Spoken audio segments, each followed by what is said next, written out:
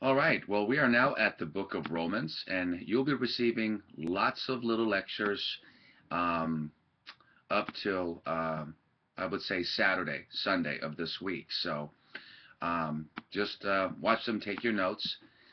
We've gone a little slow due to our introduction before Matthew, Mark, Luke, and John, and so on. But Romans, the letter is named for its recipients, who is the church in Rome, not the Roman Catholic Church. There was no such church until after Constantine, 325 A.D., 4th century.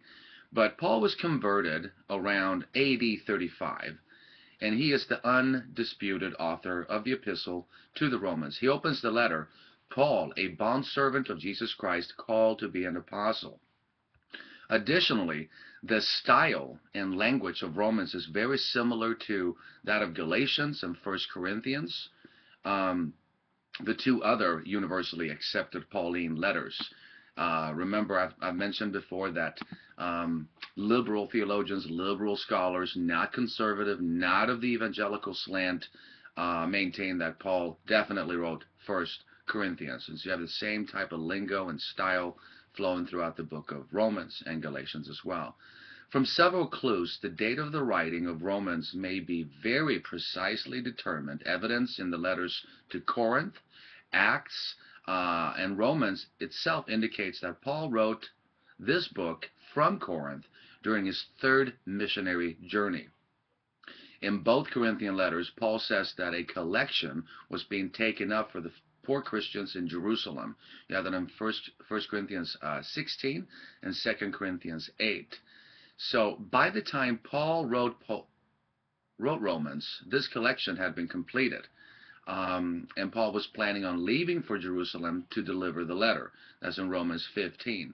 Of course, you have the deaconess who delivered the letter to Rome instead, presumably leaving at the same time. However, the Jewish plot, the infamous Jewish plot against Paul, forced him to leave Corinth prematurely, walking through Macedonia instead of taking the ship directly from Corinth.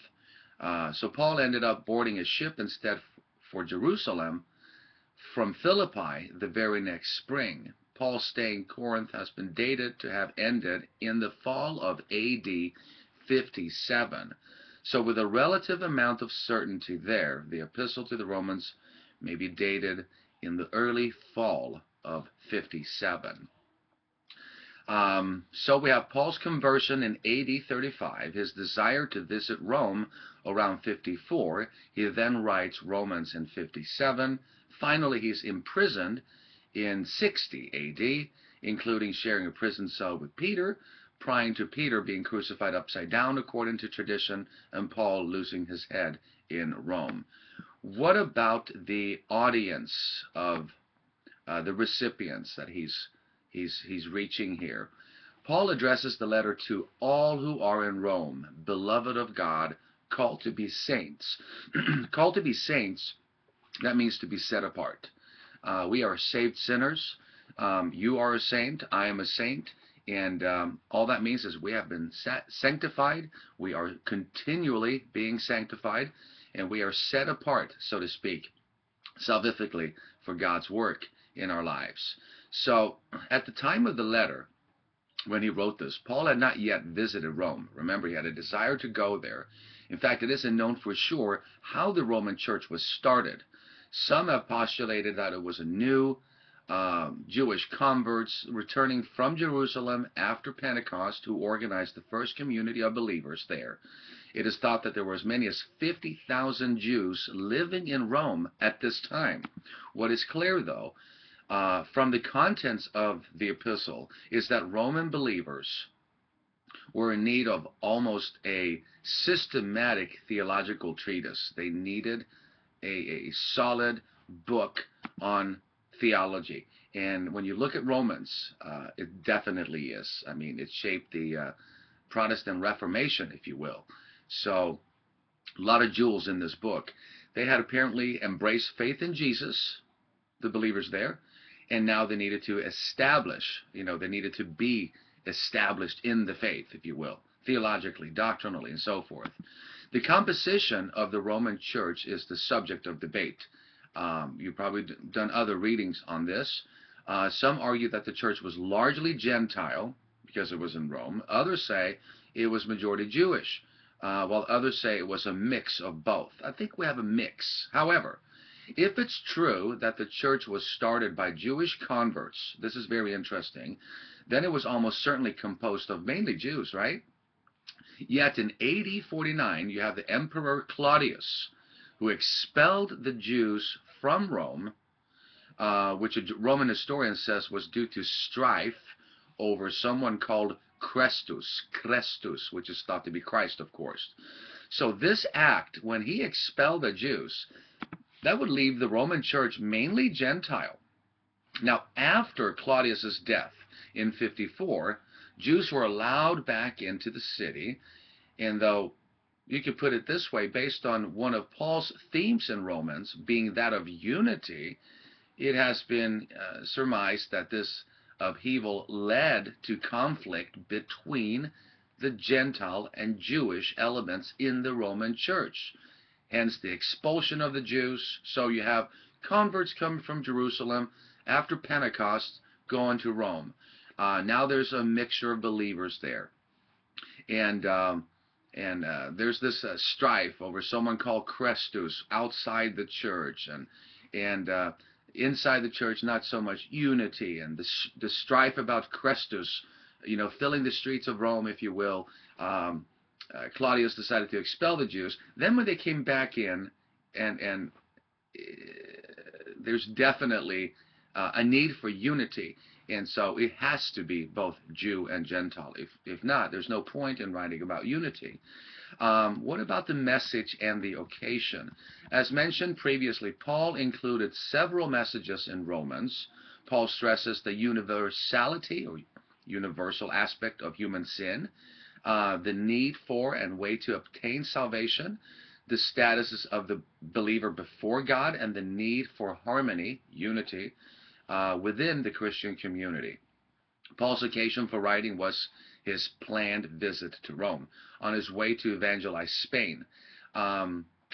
He may well have wanted to use Rome as a home base for his missionary journeys to the western part of the empire, just like he had used Antioch in the east. So Paul hints that he may also have wanted the Roman Christians to provide support for these trips. You have that in 15, verse 24. Yet Paul was growing increasingly worried about his trip to Israel, having been warned by the Holy Spirit of what? Quote, chains and tribulations. And that's in Acts chapter 20, verse 23. So Paul may have written Romans with the thought that he may never make it there. How sad is that? Really having a desire to go there. But he did make it there. And so he wanted them to have a comprehensive theological exposition before he went home to be with the Lord. And he actually pulled it off by the power of the Holy Spirit. Interesting how the Holy Spirit is alarming him or warning him of chains and tribulations. And he writes this letter, and 2/3 of the New Testament, and then eventually he's killed in Rome. Holy Spirit alarming him. He has a desire to go. Finally, he gets to go. Think about that in your own life, how the Lord is working in your life. You just never know what's going to happen. Ultimately, we need to trust in the providence of God, His sovereignty, that He is in control. And I can't think of a better Paul to study, he's been through it all, Also mentioned before, Paul emphasized harmony and unity in Romans, reminding the Jews and Gentiles alike that they were both under the bondage of sin and freed from that bondage by grace through faith. By grace have we been saved through faith, that not of yourselves or ourselves, but it is the gift of God. So even faith is a gift given to you as the Holy Spirit draws you and illuminates your mind. There's aspects of free will, definitely, but no one comes to the Father unless the Father draws him first. Then you have passages that says, draw near to me, right? And I will draw near to you. So salvation is very mysterious.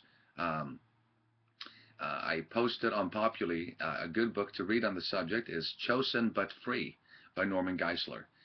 In any event, Paul was careful to remind the Gentiles um, that the Jews had not ceased to be God's chosen people. Here we get into what we can, argue against replacement theology. They have not ceased to be God's chosen people, but was equally careful to remind the Jews not to rely on their ethnicity for salvation. Sort of like, I was born in America, therefore I'm a Christian. Same type of logic. So he warns both groups. Paul even included practical, everyday instructions on Jews and Gentiles living together in peace. Now, the background of the epistle is his most extensive theological epistle and really a masterpiece of antiquity. It really is. Pauline authorship for Romans, again, is accepted by almost all biblical scholars and was likely written, like I said, in AD 57, some 3 years prior to Paul's arrival in Rome. Paul probably authored this letter, like I said, from Corinth during his third missionary journey and so forth. As the general data is concerned, Paul's letter to the Romans is his most detailed book on theology. And that's definitely something you want to have, grace, faith, the need for unity in the church.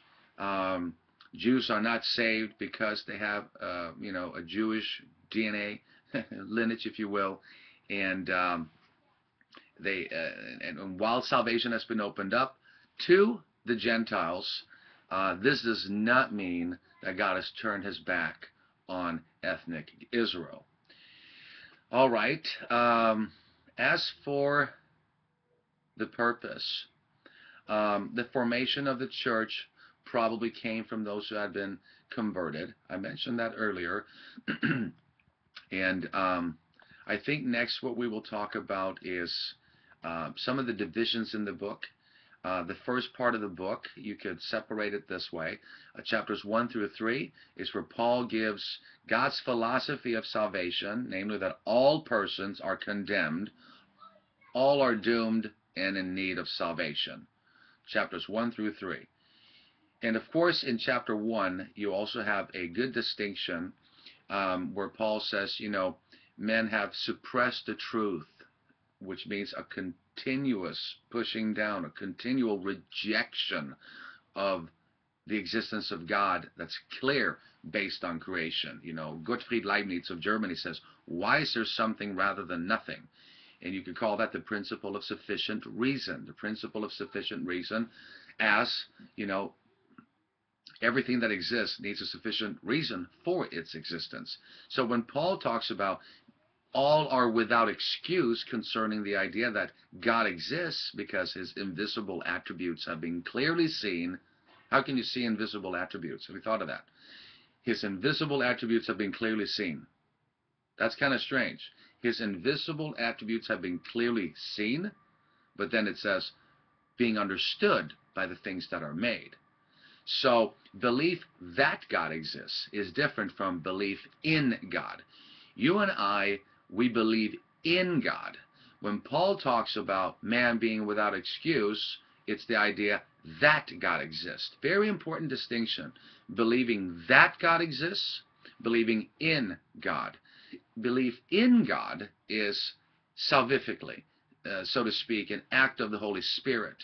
Belief that God exists is just a truth of natural theology or general revelation. Then he argues in chapters 3 through 5 that God imputes righteousness to humans by faith rather than works. Personal works follow faith but are not prerequisites for salvation. Last of all, you have, of course, in chapters 6 through 8, Paul discusses the doctrine of sanctification, in which believers are again set apart to God through the work of the Holy Spirit. So that you could call that the first part of the book. And then the second part of the book concerns God's philosophy of history. Paul is a Jew and seeks to explain God's role of salvation of ethnic Israel. In chapter 9, the apostle sets forth the nation of Israel's past, its election by God, In chapter 9, we also see the present rejection by God because of Israel's unbelief. In chapter 10, we arrive at Israel's future, and then finally her conversion in chapter 11. The third and final division of the book is practical in nature, building on the theology of the first 11 chapters. In chapters 12 through 15, Paul gives discourses on spiritual gifts, the believer's relationship to government, and matters of Christian liberty, and the role of the Christian and her relationship to the government. Romans is essentially a theological book in the New Testament regarding hamartiology, which is the doctrine of sin, and of course soteriology, which is doctrines of salvation, and the Christian walk. So sin, salvation, and the Christian walk, an essential, critical book for every Christian to read and to follow. In short, you could say you have the introduction in chapter 1, the first 17 verses. Then you have the salutation in also the first 7 verses. The writer is evidently Paul in verse 1. The subject is chapter 1, 2 through 4. The recipients is chapter 1, 5 through 7. And then you have the prayer in chapter 1, 8 through 15. And then the theme, Romans 1, 16 through verse 17. In any event, we don't have time to do a major exposition, but I did teach the book of Romans last semester at CCU, and hopefully we'll be doing that again. All right, we got 1 Corinthians coming up next. Stay tuned.